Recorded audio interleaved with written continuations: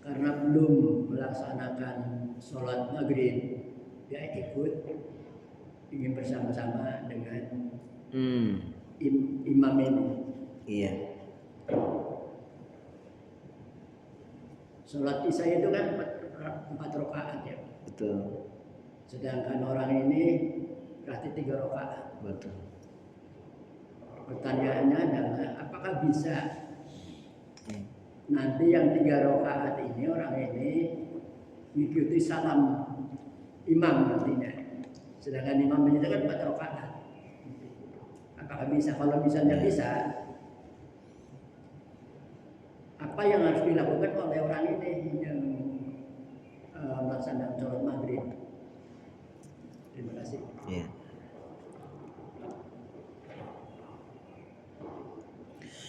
Baik, terima kasih. Hampir semua sholat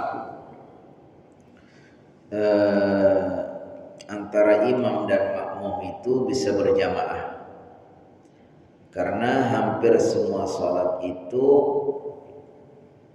jumlah rakaatnya makmum lebih banyak daripada imam. Sehingga ketika imam nanti sudah selesai, kalau jumlah rakaatnya makmum itu lebih banyak, dia tinggal menambahkan, kan gitu. Pokoknya ada orang mau jamaah, mau sholat asar jamaah kepada maghrib, pokoknya kan. Maghrib kan 3, dia sholat asar kan 4. Nanti kalau sudah imam selesai, berarti dia kurang 1, tinggal bangun. Gitu. Umpamanya ada orang mau belum sholat isya, mau jamaah subuh, ini contohnya kan. Kan gampang. Nanti biarin ikutin saja 2 rakaat. Setelah imam salam, karena dia sholat isya, berarti tinggal nambahkan sholat dia 2 rakaat lagi. Dan itu para ulama bersepakat hampir semua sholat itu bisa, karena kewajiban si makmum untuk kewajiban makmum itu kepada imam itu sifatnya yang lahiriah saja. Jadi amalan-amalan lahiriahnya itu memang harus sama. Kalau makmum, kalau imam takbir dia ikut takbir, ruku ikut ruku dan seterusnya. Masalah niatnya di dalamnya, kemudian jenis sholatnya itu menurut para ulama beda-beda pun nggak apa-apa. Innamal a'malu binniyat, karena orang itu niatnya hatinya masing-masing. Ada imam lagi sholat asar, kita sholat zuhur boleh dan seterusnya. Kecuali memang tadi yang muskilah itu sampai sekarang itu yang muskilah itu adalah tadi yang ditanyakan Pak Haji. Ada orang sholat maghrib mau berjamaah isya. Kenapa muskilah? Karena sholat isya itu imamnya itu rakaatnya lebih banyak daripada makmum. Kalau dia ngikutin semua, berarti dia nambah rakaatnya. Harusnya kan sholat maghrib hanya 3, tapi sholat isya kan 4. Kalau dia ikut terus, berarti itu tidak benar sholat maghribnya. Secara keimamannya jamaahnya benar, harus ngikutin imam, tapi ternyata bertentangan dengan kewajiban dia. Kan dia mau sholat maghrib, kan dia mau sholat maghrib. Kemudian kenapa jamaah sama isya? Kan isya 4. Apakah bisa dengan cara ya udah kalau nanti sudah 3 diem saja, udah nunggu biarin imamnya lanjutin sendiri, kemudian nanti salamnya bareng? Ada soal yang namanya itu pendapat yang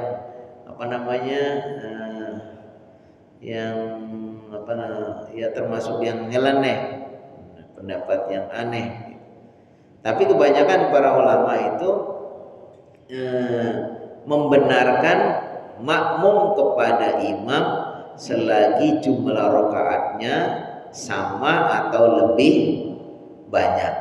Jadi jumlah rakaatnya makmum sama atau lebih banyak daripada imam. karena nanti ketika imamnya salam kemudian dia tinggal menambahkan sendiri. Kecuali tadi makmum maghrib kepada isya nggak boleh. Bagaimana kalau terjadi seperti itu? Umpamanya kita dalam safar, tahu-tahu kita belum sholat maghrib sudah mendapatkan imam sedang sholat isya. Bagaimana kalau gitu? Kita ikutnya sholat isya saja. Kita ikuti sholat isya saja. Kemudian urutan maghribnya yang kita rubah. Harusnya kan sholat itu bagusnya itu mengganti sholat maupun maghrib itu memang berurut. Maghrib dulu kemudian isya gitu berurut. Tapi dalam kasus ini kalau kita mendapati lagi dalam perjalanan safar nih, kita berangkat tadi habis asar, belum sholat maghrib, itu nggak nemu tempat berhenti kecuali sudah isya. Kita dapatkan imamnya sedang sholat isya. Bagaimana kalau begitu? Kita langsung ikut sholat isya. Maghribnya nggak usah dulu. Kita ikut sholat isya. Begitu nanti selesai sholat isya, kita bangun lagi sholat maghrib. Nggak apa-apa kan itu urutnya dibalik, nggak apa-apa. Jadi asalnya memang mengganti sholat, mengqadha sholat itu berurut. Kecuali ada beberapa alasan tadi, alasan berjamaah, alasan waktu yang sudah tidak cukup. Contoh namanya waktu tidak cukup, contoh apa? Saya belum sholat asar, tapi di situ pas begitu nanti kalau dipaksakan, saya belum sholat zuhur dan belum sholat asar. Zuhur dan asar belum saya lakukan dua-duanya. Tiba-tiba baru dapat kesempatan bisa sholat itu sudah menjelang maghrib. Kalau saya sholat zuhur dulu, nanti sholat asarnya keluar ke waktu maghrib. Maka dalam kondisi seperti itu dibalik. Kita sholat asar dulu, bukan sholat zuhur dulu. Jadi saya menunda sholat zuhur sama asar, tapi nggak dapat kesempatan sholat kecuali sudah menjelang maghrib, yang hanya cukup untuk satu waktu saja, untuk zuhurnya atau untuk asarnya. Kalau dalam kondisi seperti ini, apa kita zuhur dulu apa asar dulu? Kita pilih asar dulu. Kenapa demikian? Gak usah berurutan. Karena supaya tidak dua-duanya keluar waktu. Jadi biarlah zuhurnya yang sudah terlanjur keluar waktu biarin, tapi asarnya kita prioritaskan, kita berikan haknya sesuai dengan waktunya. Kita sholat asar, nanti sholat zuhurnya setelah masuk maghrib. Ya, ini kasusnya dengan tadi yang Bapak Haji tanyakan gitu. Kalau kita sudah mendapatkan imam sedang isya, kita langsung sholatnya ikut sholat isya, baru nanti sesudahnya kita baru sholat maghribnya. Atau kalau kita bersama rombongan jamaah, mau safarnya bersama rombongan, ya sudah, kita tunggu saja ini mereka sudah selesai sholat, kemudian kita bisa berjamaah sendiri bersama rombongan supaya urutannya tidak berubah, yaitu sholat isya dulu, boleh jamak qashar kalau safar kita isyanya 2 saja, kemudian kita berarti sholat maghrib 3, kemudian sholat isya 2, namanya jamak qashar. Itu aja ya. Terima kasih. Insya Allah ini memang banyak juga yang agak kesulitan atau ya banyak bertanya tentang ini, karena termasuk mungkin Pak Haji juga ya, karena memang seperti itu. Wallahu a'lam bishawab. Ada lagi yang mau menambahkan dari kalangan ummahat nih, ibu-ibu? Nggak ada, ibu? Izin Pak Ustaz. Oh ya, silakan. Kalau tadi kan waktu berbeda tuh yang sholat wajib dengan sholat wajib gitu Ustaz.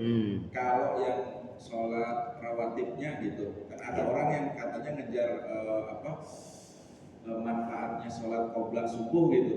Apakah itu qobliyah subuh itu boleh dikodok karena pengen jamaah dulu? Ada imam udah jalan, sholat qobliyah subuhnya sesudah sholat berjamaah gitu. Soalnya saya pernah membaca cuma kurang lengkap gitu. Apakah benar bisa dilakukan? Iya.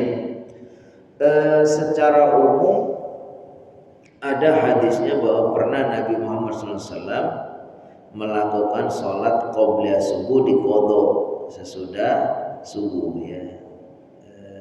Atau ada hadisnya dibenarkan orang mengqadha sholat qobliyah subuh. Tapi tetap saja yang lebih afdol dia itu nunggu waktu syuruk. Tapi kalau dia mamanya karena buru-buru kadang-kadang kan dibenarkan juga. Jadi mamanya kita datang ke masjid ini sudah qomat atau sudah dekat sekali waktunya mau qomat, nggak cukup untuk sholat qobliyah subuh dulu. Sementara qobliyah subuh itu sunnah yang sangat dikuatkan, pahala yang sangat besar. Sehingga kalau kayak gitu sudah kita ikut berjamaah, nanti setelah sholat subuh kita dibolehkan untuk mengqadha qobliyah subuh. Tapi kalau dia punya waktu, alangkah baiknya nunggu sesudah syuruk, karena ada 3 waktu yang kita itu tidak boleh sholat sebenarnya, yaitu waktu sesudah subuh sampai terbit matahari, sesudah asar sampai terbenam matahari, kemudian pas waktu di tengah-tengah, zuhur lagi di tengah-tengah, kecuali Jumat ya, kecuali Jumat kita nggak boleh. Jadi kalau pas lagi begitu adzan langsung cepat banget itu sebenarnya nggak bagus. Kita nunggu agak geser sedikit. Kalau subuh itu waktunya ya dari terbit matahari syuruk itu kurang lebih 10 sampai 15 menit.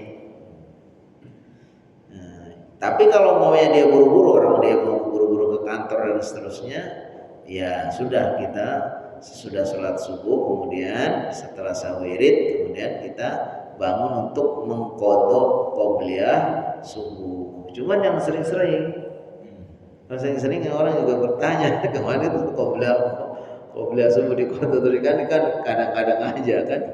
Tapi bukan rutin, bukan jadi. Iya, memang itu ya. Tapi pernah ada kita kurang ini kok sering banget, karena kami pernah mendapatkan itu.